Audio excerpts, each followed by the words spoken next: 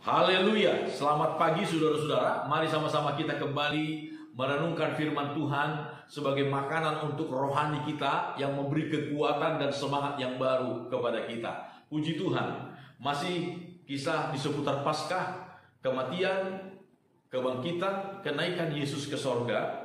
Di dalam kitab Injil Yohanes pasal 21, kita melihat sekarang ayat yang ke-7, firman Tuhan berkata demikian. Maka murid yang dikasihi Yesus itu berkata kepada Petrus, "Itu Tuhan." Ketika Petrus mendengar bahwa itu adalah Tuhan, maka ia mengenakan pakaiannya, sebab ia tidak berpakaian, lalu terjun ke dalam danau. Murid-murid yang lain datang dengan perahu karena mereka tidak jauh dari danau, hanya kira-kira 200 hasta saja, dan mereka menghela jala yang penuh ikan itu. Ketika mereka tiba di darat, mereka melihat api arang dan di atasnya ikan dan roti. Kata Yesus kepada mereka, "Bawalah beberapa ikan yang baru kamu tangkap itu." Simon Petrus naik ke perahu lalu menghela jala itu ke darat, penuh ikan-ikan besar, 153 ekor banyaknya, dan sungguh pun sebanyak itu jala itu tidak koyak. Kata Yesus kepada mereka, "Marilah dan sarapanlah." Tidak ada di antara murid-murid itu yang berani bertanya kepadanya, "Siapakah engkau?" Sebab mereka tahu bahwa ia adalah Tuhan. Yesus maju ke depan, mengambil roti dan memberikannya kepada mereka. Demikian juga ikan itu. Saudara-saudara, inilah Yesus. Inilah Tuhan kita, juru selamat kita. Ketika murid-muridnya dalam keadaan letih, lesu, dalam keadaan yang stres, takut, bimbang, dan juga lapar. Semalam-malaman mereka bekerja keras, diterpa oleh angin laut. Mereka tidak mendapat apa-apa, capek dan lapar.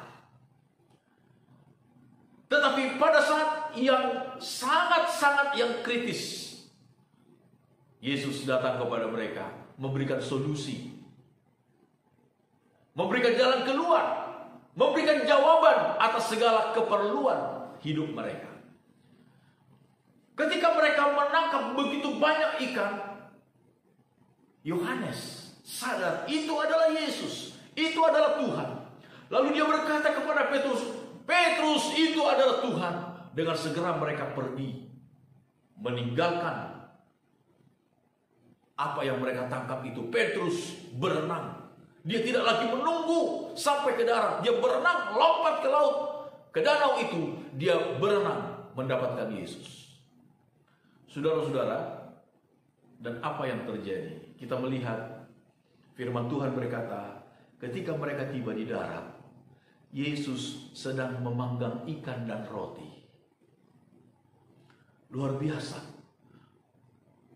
Benar apa yang dikatakan oleh firman Tuhan. Bapa di sorga tahu bahwa kita memerlukan makanan, minuman, pakaian. Bapa di sorga tahu.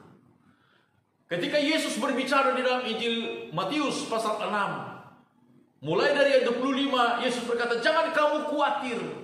Bukan berarti saudara-saudara, Yesus berkata, kamu tidak memerlukan makan, minum, pakaian. Yesus tidak pernah mengajarkan itu. Justru pada ayat 32, kalimat terakhir, Yesus berkata, "Karena Bapamu yang ada di sorga tahu kamu memerlukan semuanya itu." Bapa di sorga tahu kita memerlukan makanan, minuman, pakaian, tempat tinggal. Ketika bangsa Israel dalam perjalanan dari Mesir menuju ke tanah Kanaan, juga Tuhan tahu mereka perlu makan. Tetapi dari mana mereka mendapatkannya? Tuhan kirim dari langit, saudara-saudara. Tuhan kirim dari langit. Ketika hambanya Nabi Elia dalam pelarian dari depan Isabel, tidur di bawah sebatang pohon, tidak makan entah berapa hari lamanya. Lalu kemudian malaikat juga datang membangunkan Elia. Elia, bangunlah, makanlah. Saudara-saudara, Tuhan tahu tubuh kita memerlukan makanan, minuman, pakaian. Tetapi apa yang paling penting? Seperti dikatakan oleh Tuhan kepada bangsa Israel, saudara-saudara, dalam kitab Ulangan pasal yang ke-8, Ayat yang ketiga, jadi ia merendahkan hatimu, membiarkan engkau lapar dan memberi engkau makan mana yang tidak kau kenal dan juga yang tidak dikenal oleh nenek moyangmu, untuk membuat engkau mengerti. Kita harus mengerti bahwa manusia hidup bukan dari roti saja, tetapi manusia hidup dari segala yang diucapkan Tuhan. Ini yang paling penting. Percaya kepada firman Allah, percaya kepada pemeliharaan Allah, mempercayakan hidup kita ini kepada Tuhan. Saudara, seringkali Tuhan izinkan kita berada di titik-titik yang paling rendah dalam hidup kita, di titik-titik, di situasi-situasi yang paling sulit dalam hidup kita. Ketika Lazarus mati, di dalam kitab Injil Yohanes pasal 11, Yesus berkata kepada murid-muridnya di dalam kitab Injil Yohanes pasal 11 ayat 14, karena itu Yesus berkata dengan terus terang, Lazarus sudah mati.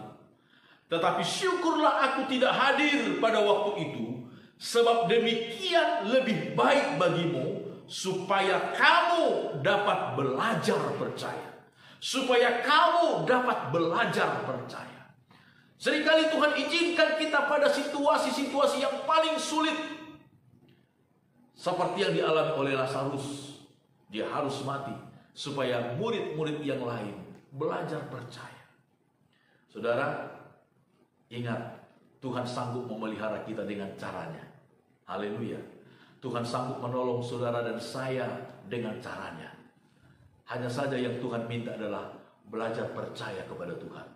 Mungkin kita sedang berada dalam situasi yang paling sulit hari-hari ini, tetapi justru di saat-saat seperti inilah kita harus belajar percaya kepada firman Tuhan. Lakukan saja firman Tuhan. Hidup, dekatkan diri kita kepada Tuhan. Manusia tidak hanya hidup dari roti saja, kata Alkitab. Manusia hidup dari mendengar, taat, lakukan firman Tuhan. Kita akan lihat mujizat setiap hari. Amin. Tuhan memberkati kita.